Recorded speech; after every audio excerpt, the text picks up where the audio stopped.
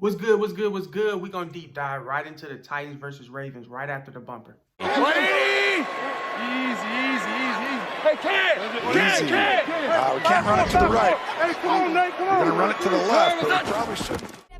I run through the pad like I'm Derrick Henry. This past Sunday was easily the best Sunday for me all year, man. With Taysom Hill getting his first start of the year, and he played way better than I thought he would have played. I mean, running, passing. I mean, he looked pretty good, man. PJ Walker getting his first start of the year from the XFL. You know, I was a huge Roughnecks fan. He was like the MVP of that league, playing like Lamar Jackson was last year.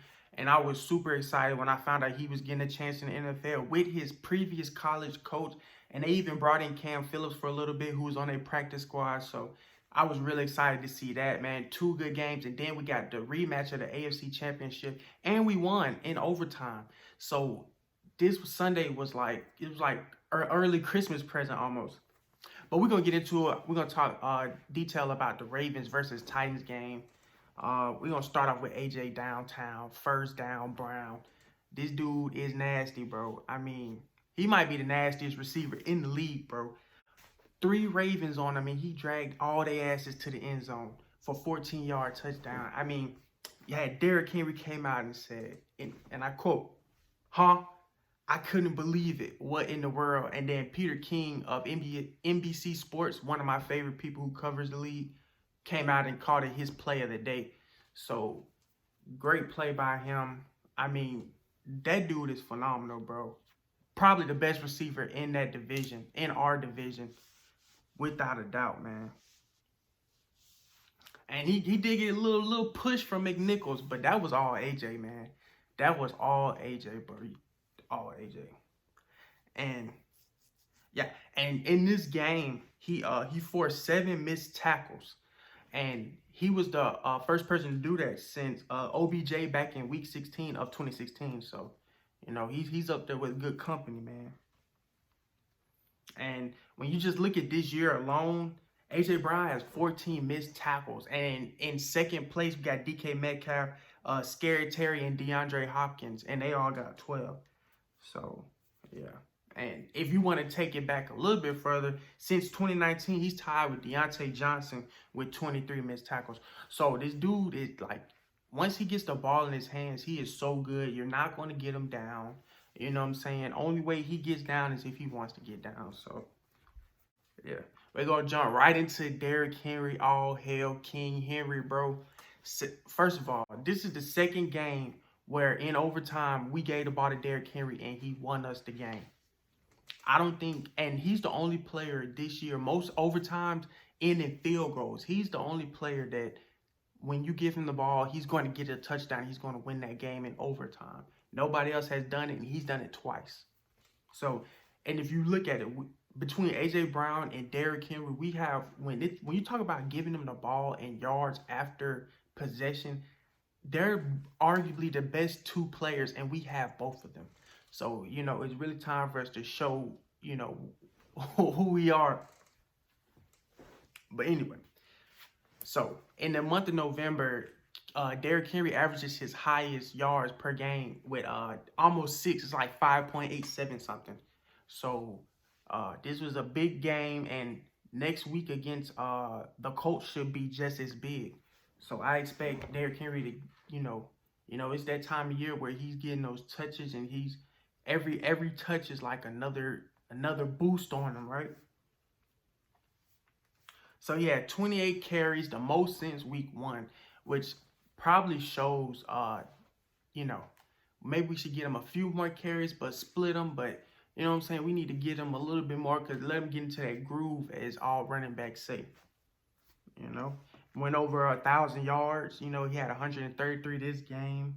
You know, became the 4th player in franchise to accomplish that feat, of course, behind Earl Campbell, Eddie George, and Chris Johnson. I mean, he was already up there with those 4, but he's really solidifying himself as, you know, a top back in history. Like, not just Titans history, but NFL history. There's no player like this guy. He's like the Jim Brown of this generation. You know what I'm saying? Even got some Twitter love from LeBron James, who I did not know was watching the Titans, man. So, yeah, I got to throw that in there so you guys can see that.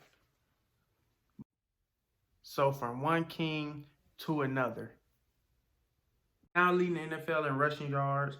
He's got 10 more than Dalvin Cook from Minnesota. He's got like 1,079. So, hey, man, keep trucking here. Keep trucking.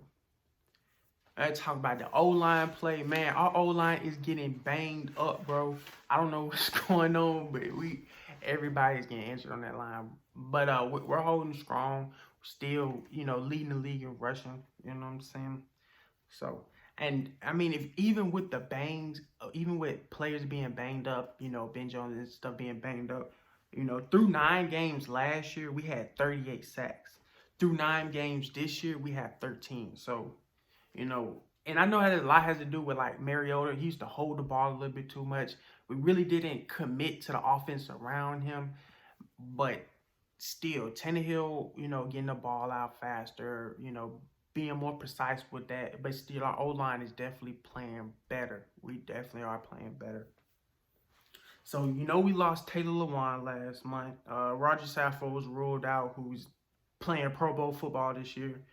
Ben Jones was questionable. He didn't practice all week and still gutted it out and played. He did have to go out for a little bit, and they brought Jamil Douglas in, who this was the only thing where I was really like mad. I was really mad. So they brought in Jamil Douglas after Ben Jones got banged up, and they put us in Wildcat with a backup center and without a true quarterback. Like, what were we thinking? And he hikes the ball, like trying to get off. He hikes the ball over Derrick Henry's head, man. I was like, what? I really was like, what are we doing? I was I was getting pissed, and we were losing at the time, so I was getting pissed, man. But luckily, Corey Davis came in, tried to clean it up. But I was pissed after that. David Kessenberry had to come in and play behind Tyson Brello. And I'm a big fan of David Kessenberry, one of the better stories in the NFL. And Tyson Brello has been playing well all year too. So besides a few games where he let up some touches, but other than that, he's been playing really well. He played really good against the Steelers. So it was sad to see him go out. Yeah, man, but Ben Jones came back and in the press conference and said, he knew what it took. He's been banged up before, so I was really glad to see him, gut through it and actually get right back out there. Ben Jones is tough, man. I really like Ben Jones. He takes the trash out on that line. You know what I'm saying? He doesn't quit. He's gonna play till the whistle. One of my favorite players on the Titans. So really glad to see that. Aaron Brewer started at left guard. So yeah. We're banged up, but, we're going to come to play regardless who's on the line. You put me on the line, we're going to come play. Special teams, man, Stephen Gostkowski went 100% 3 for 3, which is good to see, man, because we know how shaky he's been. And it's crazy because before coming into this year, I mean, he was 5th all time in kicker percentage. He was like 87, 87%. So if you would have told me he was going to come in and have this season that he's having, I'd be like, no, he's not. But anyway, it's good to see him come out and, perform, man. Trevor Daniel, he had a pivotal 52-yard punt for us after being known as the FedEx punter, botching for 17 yards, giving up damn near 14 points. Before the Ravens played the Colts, that was embarrassing. And, yeah, and when you really think about it, and I'm going to say that besides A.J. Brown and Derrick Henry's late game performances and drives to get those touchdowns, Logan Woodside had the play of the game. And it caught me by surprise. And I know it caught everybody by surprise because even the cameraman didn't even know what was going on. So he gets a fake punt and he passes it to Nick Westbrook for a beautiful, it was a perfectly thrown ball. And easily the play of the game besides those 2 touchdowns to actually win the game and put us in overtime. And that was his first career passing yard in the NFL, so in a regular season game. So huge play that really, really helped win this game. So he really contributed to winning a game, this year. So shouts out to Logan Woodside, man. Cameron Besson didn't have the best game, but you know, he played. You know, what I'm saying that's not all on him, but didn't have the best return game this game. But yeah, Tannehill probably joked and said it was the Logan Woodside would probably say that's the best throw all day, which it really kind of was, low key. But defense, man, first of all, let me just say this: the defense is stepping up. You know, sometimes it looks like the defense is playing really good and the offense is slacking. You know, we need to find a decent balance, right? Defense play good, offense play good, then the special teams not playing good. Special teams play good, offense play good, then defense, like we're not all ever just full intact, right? You know what I'm saying? But they stepped up big when it mattered most. They stopped two huge touchdowns that would have swayed the game significantly and gave up only 2 field goals, which is okay. Limited to 1 touchdown and 4 trips. 25. That was a season low, 25% in the red zone for the Ravens. And in OT, we forced a 3 and out, which was huge and gave Derrick Henry the opportunity to win that game for us. You know, Kevin Byard, Monty Hooker played good. Both had big breakups in the end zone. Kenny Vaccaro was out, you know, so Hooker came in and stepped up big for us. Landry had a sack in overtime. Really was in every play in overtime. Rashawn Evans led the team in tackles with 9. You know, we did lose Jayon Brown to an injury. Hope he gets better. But Will Compton did come in and got him like 6 tackles. So, you know, it's just good to see that. And then we're going to talk about, last but not least, we're going to talk about old Tanny Wheels.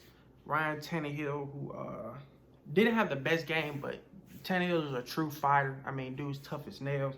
Had 259 yards, 2 touchdowns, and an interception.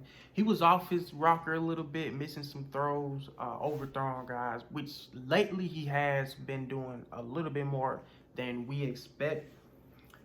But yeah, like our whole team, like when we needed him to make plays, he made them.